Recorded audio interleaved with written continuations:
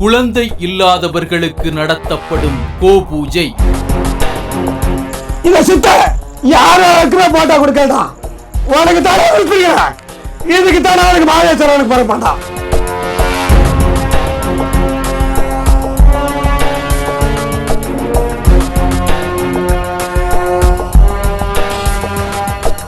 கடன் பிரச்சனை தீர மீனுக்கு பொறி போட சொல்லும் சித்தர். 1 லட்சம் ரூபாய் கடன் வாங்கியிருந்தாலும் சரி, இந்த மீன் பகவானுக்கு 10 ரூபாய்க்கு பொறி போட்டா அந்த மீன் பிடிச்சா பலவல்ல போதும்.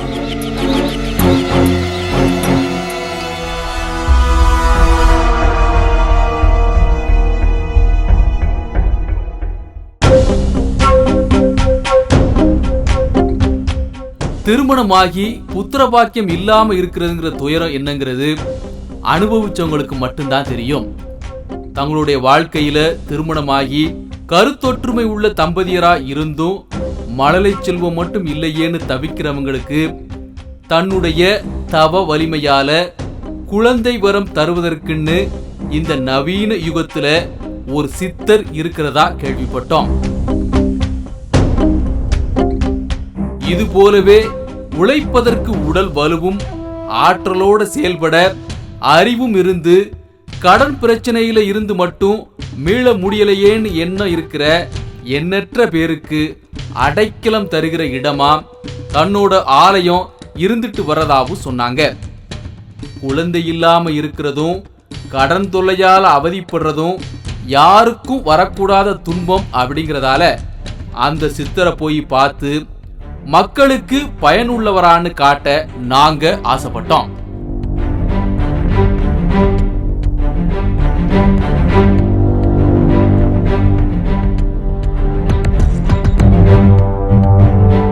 சேலம் மாவட்டம் கொல்லப்பட்டிங்கிற ஊர்ல வாழ்ந்துகிட்டு இருக்கிற ஜெயராஜ் சித்தர் தான் அவர்னு சொன்னாங்க. உடனே எங்க குழு சேலம் மாவட்டத்துக்கு விரைஞ்சு கொல்லப்பட்டி கிராமத்துக்கு போய் ஜெயராஜ் சித்தரை பத்தி விசாரிக்க ஆரம்பிச்சது.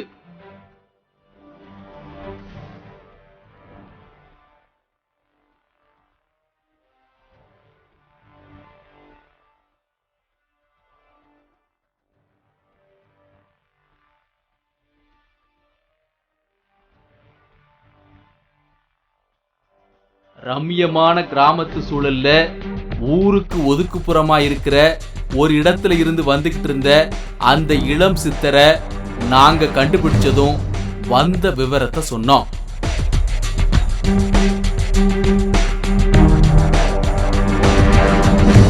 காலையில 10 மணிக்கு மேல என்னுடைய ஐயம்பெமாம்பட்டி மாதேஸ்வரன் கோயிலுக்கு வாங்க, சுத்துப்பத்து கிராமத்துல இருந்து விதவிதமான பிரச்சனைகளோட வந்து அதுக்கு தீர்வு கேட்பாங்க. அப்ப நான் அருள் வாக்கு சொல்றத நீங்க படம் பிடிச்சுக்கலாம் அப்படின்னு ஜெயராஜ் சித்தர் சொன்னாரு. எங்க குழுவும் பயண களைப்பு நீங்க கொஞ்ச நேரம் ஓய்வு எடுத்துட்டு காலையில உற்சாகமா ஜெயராஜ் சித்தர் செய்கிற அற்புதங்களை படம் பிடிக்க தயாரானோம். மாதந்தோறும் பௌர்ணமி, அமாவாசை, பிரதோஷம் போன்ற நாட்கள்ல தான் தன்னுடைய மாதேஸ்வரன் கோயிலுக்கு அதிகம் பேர் வந்து அருள்வாக்கு கேட்கறது வழக்கம்னு ஜெயராஜ் சித்தர் சொன்னாரு. இப்படி அருள்வாக்கு சொல்றதுக்கு முன்னாடி 18 சித்தர்கள் மீது அளவு கடந்த பக்தி கொண்ட ஜெயராஜ் அவர்களை மனமுருகி பிரார்த்தனை செஞ்சு வானத்துல வட்டமடிக்கக்கூடிய கருடன் கிட்ட ஆசீர்வாதம் வாங்குறத வழக்கமா வச்சிருக்காரு.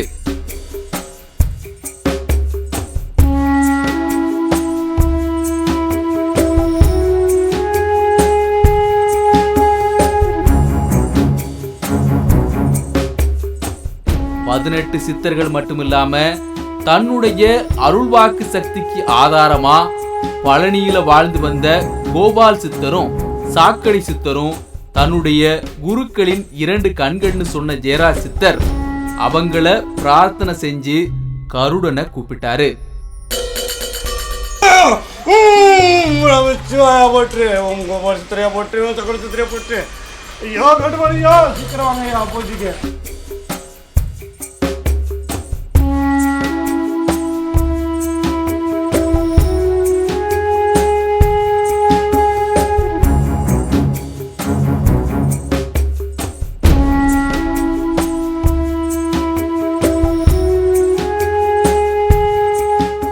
இவருடைய பிரார்த்தனையினுடைய பலனா வானத்துல 2 கருடன்கள் வட்டமடித்தது எங்களுக்குள்ள மிகவும் வியப்பை ஏற்படுத்துச்சு. என் மேல இருக்கிற கோபால சித்திரம் சாக்கடை சித்திரம் தான் நேரா வந்து நிற்கிறாங்க 2 பேரும். அவங்க தான் 2 பெருமாக்கள் பார்த்தது. உலகத்துல 2 பெருமாக்களை பார்த்து ஒருத்தவங்கள வாழ்க்கையை சொல்ல முடியாதா? இதான் என்னோட சக்தி. கோப்டான காலம் வரணும்னா இவன் தான் சுத்துற.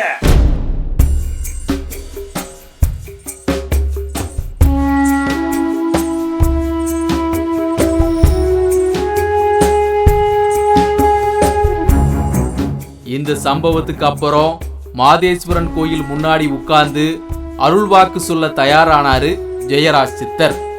அப்ப அங்க வந்த தம்பதியினர் தங்களுக்கு குழந்தை பிறந்து இறந்து போற குறைய தெரிவிச்சதும் அவங்களுக்கு இரவு வேளையில கோபூஜை செய்யணும்னு அருள்வாக்கு சொன்னாரு. இன்னைக்கு உனக்கு நைட்டு 5 மணி 17 செகண்ட்ல எங்க கோபால சித்திரம் சாக்கடை சித்திரம் 18 சித்திரம் என்ன சொல்ல தெரியுமா? உனக்கு 1000 வாழ்க்கையில பிறகு சொல்லிக்கிறாங்க அந்த மாதேஸ்வரன். எனக்கு மாதேஸ்வரன் மறக்கிறப்ப இந்த சாமி முன்னாடி என்ன நடக்குன்னா என் உடம்புக்குள்ள எல்லா சிவனை வந்து நிக்கிறாங்க. அந்த மாதேஸ்வரன் என்ன சொல்லிக்கிறாங்க? உனக்கு ஆடு வாரிசு கொடுக்குன்னு சொல்லிக்கிறாங்கம்மா. அதுக்கு இன்னைக்கு பூஜை பண்ண போறோமா? அந்த ஆடு வாரிசுக்கு எந்த குறையும் இல்லாத ஒரு அடியாத போல எனக்கு முத இந்த ஆலயத்துக்கு மணி அணி எடுத்து வைக்கணுமா? அதுக்கு தான் அந்த மணிக்கணவனுக்கு பிறகு வைக்கணுமா? இது சத்தியமா? இது சத்தியமா? இதுக்கு அடுத்தபடியா அங்க வந்த 2 பெண்கள் அவர் முன்னால உட்கார்ந்து தனது சகோதரனுக்கு திருமணம் ஆகலைன்னு ஆதங்கப்பட்டு சொன்னாங்க. அதுக்கான பரிகாரத்தையும் ஜெயராஜ் சித்தர் அவங்களுக்கு தெரிவிச்சு இன்று இரவு நடக்கிற பூஜையில நீங்களும் கலந்துக்கங்கன்னு உத்தரவிட்டாரு. அண்ணனுக்கு தள்ளி போகுது கல்யாணத்தை 41 நாள் அதுக்கு தான் தீர்மானிச்சேன். சரி கண்டிப்பா 41 நாள் நடக்கும். அப்படி நடக்கிறப்ப எனக்கு ஒரு மாலை ஒரு சீப்பால போலாம் 2 தேங்காய் 10 வச்சு கிளம்புறோம் 100 மணி வேற எதுவுமே எனக்கு வேண்டாமா? சரியா? இது நடக்கும். இது மாதிரி வேலையும் இல்ல, அடுத்த கட்டமா தன்னுடைய வாழ்க்கையை எப்படி அமைச்சுக்க போறோம்னு தெரியாம தவிச்சபடி இருந்தவருக்கு அவங்களுடைய நிலைமைய அப்படியே சொன்னாரு ஜெயராஜ் சித்தர்.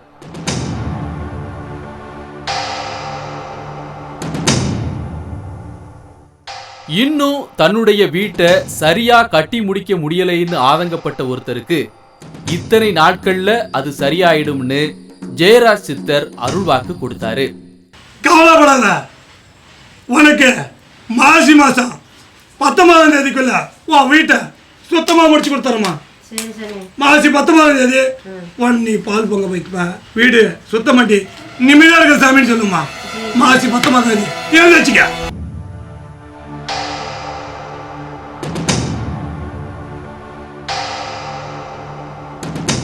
அருள்வாக்கு நிகழ்வுல இருந்து வெளியே வந்த ஜெயராஜ் சித்தர்கிட்ட இந்த மாதேஸ்வரன் கோயில் மகிமையை பத்தி கேட்கும்போது கோபால் சித்தரும் சாக்கடை சித்தரும் என்னுடைய 2 கண்கள்னா இந்த மூலவர் எனது சுவாசம்னு சொன்னாரு.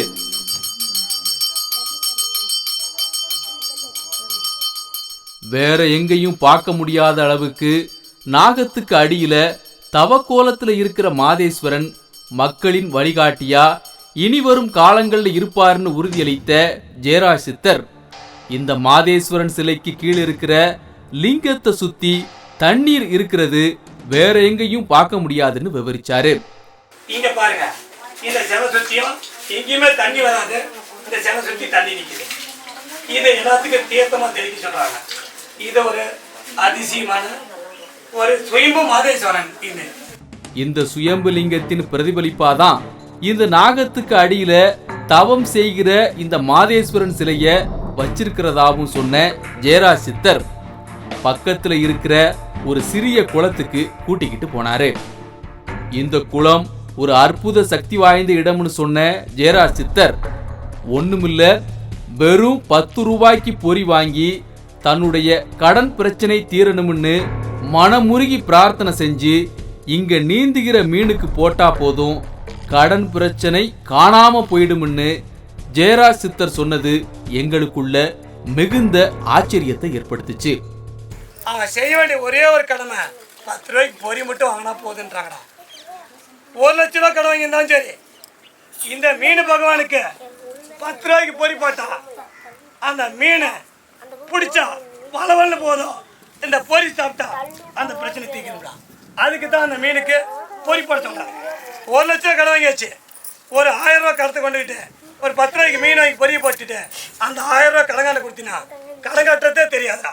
இது நீதியா நின்று சொல்லக்கூடிய ஒரு வாக்கு.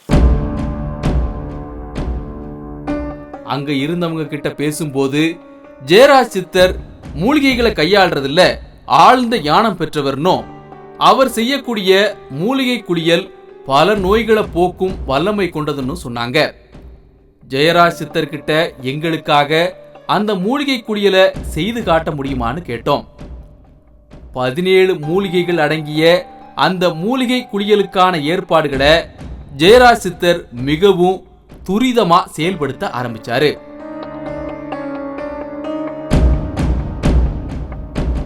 அருகம்புல்ல தொடங்கி வேப்ப இலை, அரச இலை, ஆளை இலை, கரிசலாங்கண்ணி, குப்பமேனி, கீழாநெல்லின்னு 17 வகையான மூலிகைகளை திரட்டி அதனுடைய மகத்துவத்தையும் அவர் விளக்கினாரு. இந்த மூலிகை குழியில பத்தி நம்ம கோபால் சித்தர், சாக்கடை சித்தர் சொல்லி அதனால 21 நாள் தவம் இருந்து அந்த சித்தருக்கு பூஜை பண்ணக்குள்ள அந்த சித்தர் என்ன சொன்னார்னா 17 வகையான மூலிகை பறித்து ஊருக்கு 10 பேருக்கு கொடுத்தா அந்த ஊரில் யாருக்குமே அந்த டெங்கு காய்ச்சல் வராதுன்னு சொன்னார். இது அவங்கங்க வீட்டில் இருந்தபடியே இதை தேடி காட்டுக்குள்ளே கிடைக்கக்கூடிய ஒரு மூலிகை. அந்த மூலிகையை எடுத்து குளிக்கக்குள்ள ஒரு சிறப்பான அம்சம் நடக்க போகுது.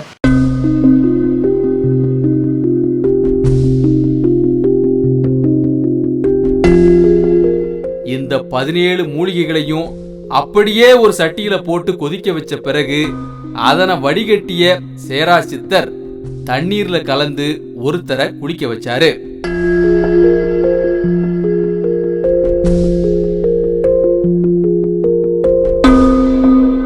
சோப்பு, ஷாம்பு இதையெல்லாம் விட்டுட்டு இந்த 17 மூலிகைகளை கொண்டு குளிச்சிட்டு வர்ற எவருக்கும் தோல் நோய் பிரச்சனைங்கிறது இருக்கவே இருக்காதுங்கிறது மட்டுமில்லாம அன்றைய நாள் முழுக்க நாம புத்துணர்ச்சியோட இருப்போம்னு உறுதியா சொன்னாரு ஜெயராஜ் சித்தர்.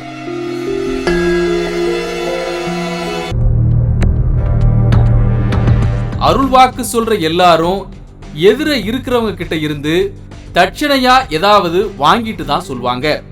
ஆனா ஜெயராஜ் சித்தர் அருள்வாக்குன்னு சொல்ல அமர்ந்துட்டாலே அப்படியே உட்கார்ந்த மாத்திரத்துல தன்னுடைய குருக்களான கோபால் சித்தரையும் சாக்கடை சித்தரையும் வேண்டியபடி சொல்ல ஆரம்பிக்கிறது எங்களுக்கெல்லாம் ரொம்ப வியப்பாவே இருந்துச்சு. ஐயா, நான் போகாத கோயில் இல்லை, பார்க்காத தெய்வம் இல்லை, 5 ரூபாயும் 10 ரூபாயும் பிச்சை எடுத்து கூட நான் எல்லா சாமியும் பார்த்துட்டேன். ஒரு சாமி கூட கண்ணு திறக்கலையா சாமி? இந்த மாதேஸ்வரன் இந்த சித்தனை சொல்கிறானே, எல்லாரும் சொல்கிறாங்க, எல்லாத்துக்கும் நடந்துச்சுன்னாங்க. இன்னைக்கு தான் முத இந்த சித்தனை பார்க்கறது வந்திருக்கிறேன். என்னையும் காப்பாற்றுறா அவதான் கதா?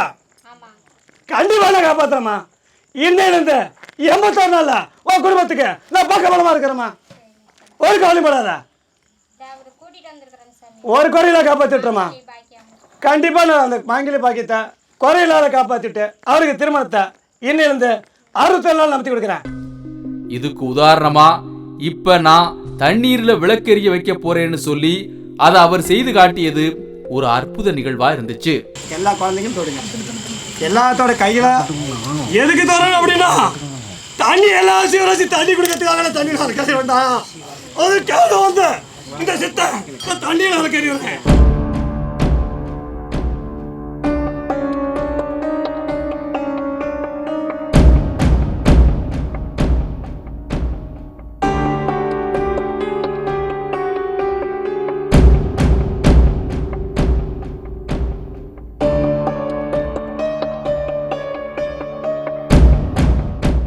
இரவு வேளை நெருங்கியதும் மாதேஸ்வரன் பூஜை செய்ய தயாரானாரு ஜெயராஜ் சித்தர். பூஜைக்கு துவக்கமா அங்க அந்தணர்களை வச்சு யாகம் வளர்ப்பதற்கான ஏற்பாடுகளும் தீவிரமா நடந்துச்சு.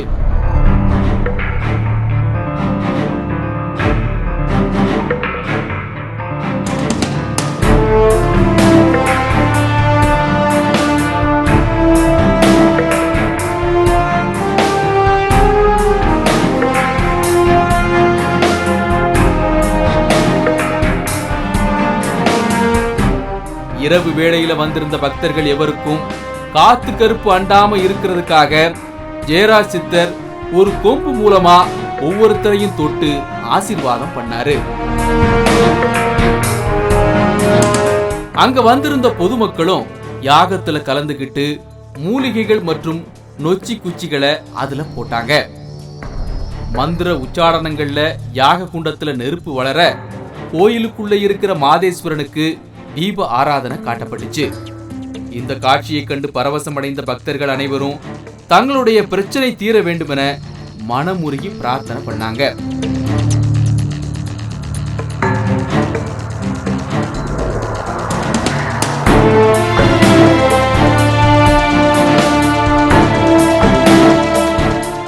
இதுக்கு பிறகு தன் கையால ஆசீர்வாதம் செஞ்சு விபூதி குங்குமத்தோட சேர்த்து எலுமிச்சம் பழங்களை வந்திருந்த ஒவ்வொருத்தருக்கும் கொடுத்தாரு.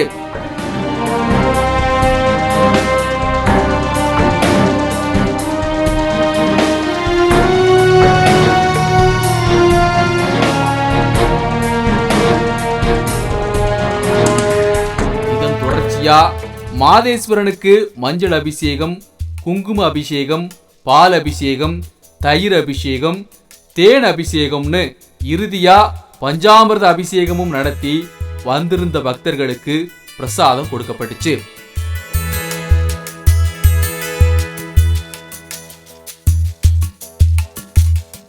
இந்த சம்பவத்தோட நீட்சியா குழந்தையின்மை தம்பதியினர் செய்ய வேண்டிய கோபூஜைக்கான ஏற்பாடுகள் ஒருபுறம் தீவிரமா நடந்துகிட்டு இருந்துச்சு.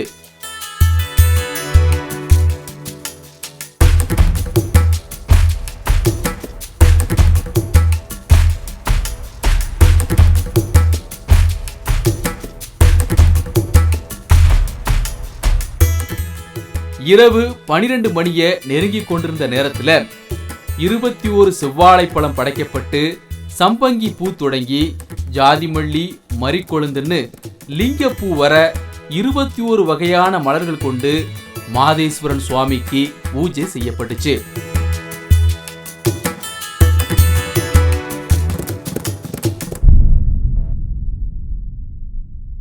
இதைத் தொடர்ந்து அங்கே வரவழைக்கப்பட்டிருந்த கோமாதாவுக்கு சிறப்பு பூஜைகள் நடத்தி வச்ச ஜெயராஜ் சித்தர் பஞ்சகவியத்தை கடகடன்னு குடிச்சிட்டு குழந்தையில்லா தம்பதியினர் உட்பட பல பிரச்சனைகள்ல இங்க வந்திருக்கிறவங்க எல்லாருமே இனி நல்லா இருப்பாங்க அப்படின்னு அருள்வாக்கு சொன்னாரு.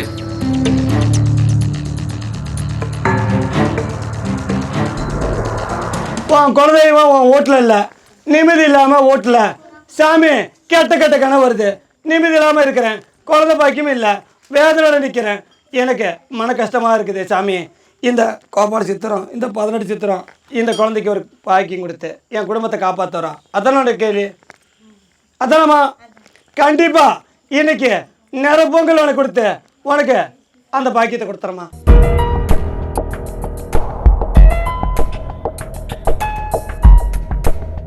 இரவு நேரத்துல இங்க இருக்கிற குளத்துல எந்தவித சலசலப்பும் இல்லாத தண்ணீரில அப்ப அங்க 2 தாமரை மலர்கள் பூத்திருந்ததை காட்டி மகான்களுடைய ஆசீர்வாதம் இப்படித்தான் நமக்கு மறைமுகமா உணர்த்தும்னு ஜெயராஜ் சித்தர் எங்க கிட்ட விவரிச்சாரு.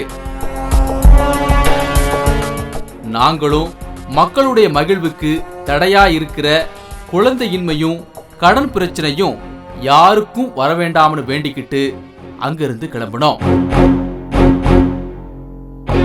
மீண்டும் மற்றும் ஒரு நிகழ்ச்சியில சந்திப்போம்.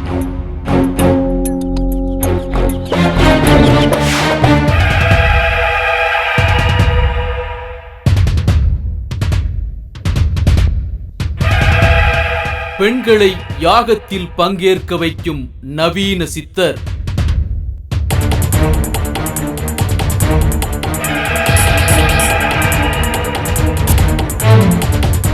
மூக்குப்பொடி சித்தரால் ஆன்மீகத்திற்கு மாறிய தொழிலதிபர்.